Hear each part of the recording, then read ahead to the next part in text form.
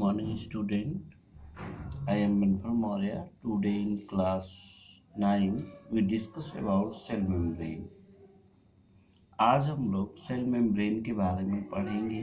Previous class में हमने sales को बताया, सेल्स के स्ट्रक्चर को बताया और सेल्स का शेप, साइज, सेल थ्योरी, इन सभी चीज़ों को हम पहले डिस्कस कर चुके हैं ऑफलाइन क्लास में। आज की जो हमारे टॉपिक है सेल मेम्ब्रेन को भी हम कुछ डिस्कस किए थे जो ऑफलाइन क्लास था, लेकिन ऑनलाइन क्लासेस आपके आज से स्टार्ट हो रहे हैं डियर स्टूडेंट। तो डियर स्टूडेंट, आज हम डिस्कस करेंगे सेल मेम्ब्रेन के बारे में। तो सेल मेम्ब्रेन होता क्या है कि every living cells is exactly covered by a thin transparent electron microscopic elastic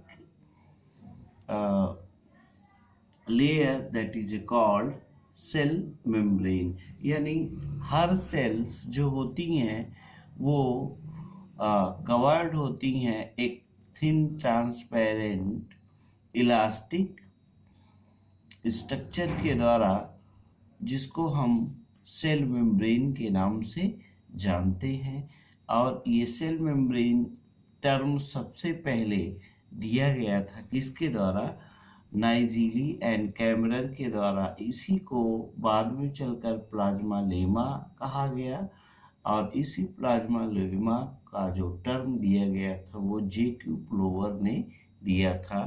तो आज हम डिस्कस करेंगे सेल मेम्ब्रेन। सेल मेम्ब्रेन, ठीक है। तो स्टूडेंट, आज हम किसको डिस्कस करेंगे? सेल मेम्ब्रेन के बारे में डिस्कस करेंगे। सेल मेम्ब्रेन होती क्या है, ठीक है। Cell membrane is a thin transparent elastic barrier, कह सकते हैं cell membrane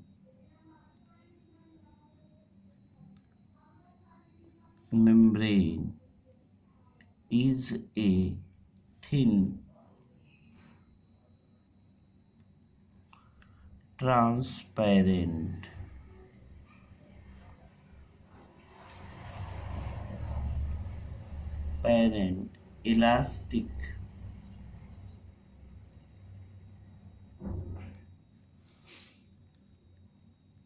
elastic and semi-permeable membrane and semi-permeable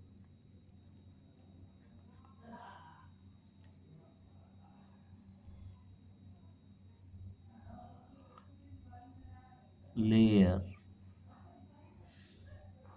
called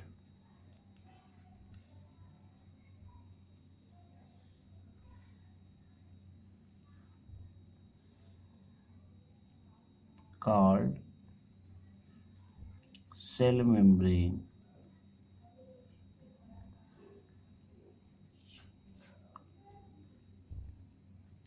Cell membrane which cover each cell। तो सेल मेम्ब्रेन क्या है? एक thin transparent elastic semi permeable layer होती है। इसी को सेल मेम्ब्रेन कहा जाता है और सेल मेम्ब्रेन जो है पूरी सेल को कवर की होती है। द टर्म सेल मेम्ब्रेन सबसे पहले दिया गया था नाइजीली एंड कैमरर के द्वारा। द टर्म सेल मेम्ब्रेन यहाँ पे हम लिख सकते हैं अपने जानने के लिए। टर्म सेल मेम्ब्रेन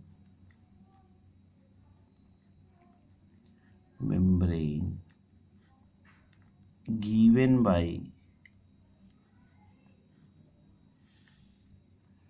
नाइजीली, एक साइंटिस्ट थे जिनका नाम था नाइजीली,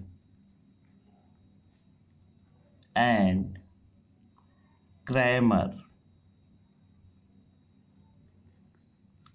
ने सेल मेम्ब्रेन नाम दिया था इसको। एंड देन इसी को प्लाज्मा लेमा भी कहा गया। ठीक है, तो cell membrane, plasma membrane, plasmalemma, ये तीनों इसी के नाम हैं। ये तीनों नाम इन्हीं के लिए यूज किए जाते हैं सेल मेम्ब्रेन के लिए। तो सेल मेम्ब्रेन का स्ट्रक्चर हम आज स्टडी करेंगे कैसे होता है। तो हर सेल मेम्ब्रेन क्या होता है कि लिपिड्स और प्रोटीन के बने होते हैं। Every cell membrane are made up of lipid and protein. तो सारे सेल मेम्ब्रेन किसके बने होते हैं? लिपिड्स और प्रोटीन के मॉलिक्यूल से बने होते हैं। ठीक है ना। तो इसमें ये कहा गया है कि लेटर जब इसका सेल मेम्ब्रेन की डिस्कवरी हो चुकी थी, इसके बाद इसके केमिकल कंपोजिशन को जब देखा गया तो ये देखा गया कि हर सेल मेम्ब्रेन में लिपिड्स पाए गए। लिपिड्स के मॉलिक्यूल, लिपिड फैट के मॉलिक्यूल्स, और किसके मॉलिक्यूल्स मिले हमको? प्रोटीन के। तो cell membrane are made up of, यहाँ कह सकते हैं दूसरी पॉइंट में, सेल मेम्ब्रेन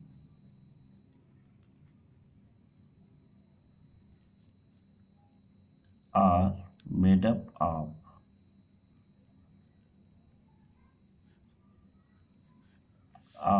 lipid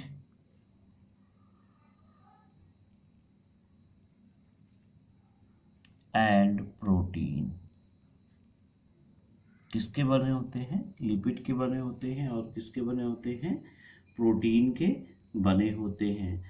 और इसमें जो इसका स्ट्रक्चर जब दिया गया सेल मेम्ब्रेन का, तो स्टूडेंट द प्लाज्मा मेम्ब्रेन के डिटेल स्ट्रक्चर को जानने के लिए इलेक्ट्रॉन माइक्रोस्कोप का यूज किया गया था। और स्पेशली जब इलेक्ट्रॉन माइक्रोस्कोप का यूज किया गया था तो ये बाद में पता चला कि इसका जो केमिकल इन्वेस्टिगेशन किया गया था, तो ये कहा गया था कि हर सेल मेम्ब्रेन में क्या होता है कि प्रोटीन और लिपिड पाया जाता है, जिसमें से प्रोटीन लगभग 60% और लिपिड जो है 40% होता है। प्रारंभ में ये बताया गया था कि लिपिड्स का जो अमाउंट होता है वो 40% होता है।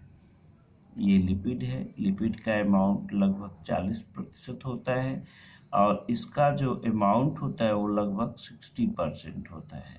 ठीक है, तो इसका केमिकल कंपोजिशन जो है एवरी सेल मेम्ब्रेन का, वो इसको हम एक और नाम से आते हैं lipoprotein in nature. Lipoprotein in nature. तो सेल मेम्ब्रेन का जो नेचर होता है वो लाइपोप्रोटीन का होता है।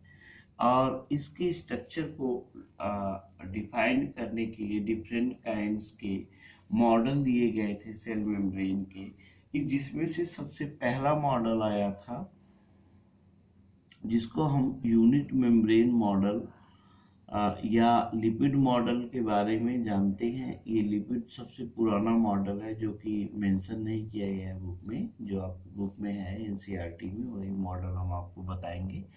इसमें जो दिया गया है यूनिट मेम्ब्रेन मॉडल, तो यूनिट मेम्ब्रेन मॉडल जो स्ट्रक्चर दिया गया था उसको हम कहते हैं रॉबर्टसन मॉडल। और सर रॉबर्टसन एक साइंटिस्ट थे जिन्होंने यूनिट मेम्ब्रेन कॉन्सेप्ट दिया था। और उन्होंने कहा था कि जो सेल मेम्ब्रेन होती है वो इसकी थिकनेस जो होती है वो लगभग 70 एंगस्ट्रॉम की होती है, जिसमें से 40 एंगस्ट्रॉम जो प्रोटीन की थिकनेस होती है और 20 20 एंगस्ट्रॉम जो उसकी प्रोटीन की अपर लेयर होती है, उसके लोअर लेयर होती है, और बीच में लिपिड के मॉलिक्यूल्स पाए जाते हैं, और उस लिपिड की थिकनिंग जो होती है लगभग 35 एंगस्ट्रॉम की होती है। तो केमिकल कंपोजिशन जब देखा गया किसी सेल मेम्ब्रेन का, तो ये कहा गया कि इसका जो थिकनेस होती है वो लगभग 75 एंगस्ट्रॉम की होती है, और ये एक थिन इलास्टिक बैरियर होता है जो सेल के साइटोप्लाज्म को एक्स्ट्रा सेलुलर फ्लूइड से सेपरेट करता है। और इसमें आपका स्ट्रक्चर दिया जाता है फ्लूइड मोज़ेक मॉडल, जो मोस्ट एक्सेप्टेबल मॉडल है जिसको हम कहते हैं फ्लूइड मोज़ेक मॉडल। और फ्लूइड मोज़ेक मॉडल को सिंगर एंड निकोलसन ने दिया था। किसने दिया था? सिंगल एंड निकोलसन ने।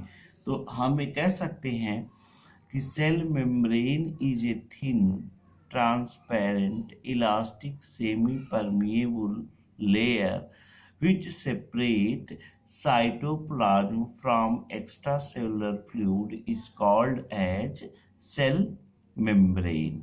The term cell membrane is given by Nigeli and Kramer। और फिर इसके बाद ये सेल मेम्ब्रेन का दूसरा नाम रखा गया जिसको कहा गया कि plasma lemma.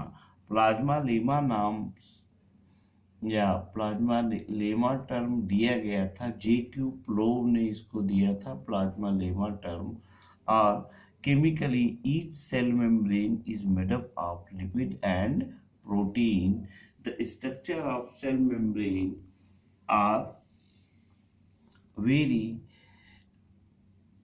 complex, and for the structure of cell membrane explanation there are various kind of model are given, that is a lipid model and unit membrane model।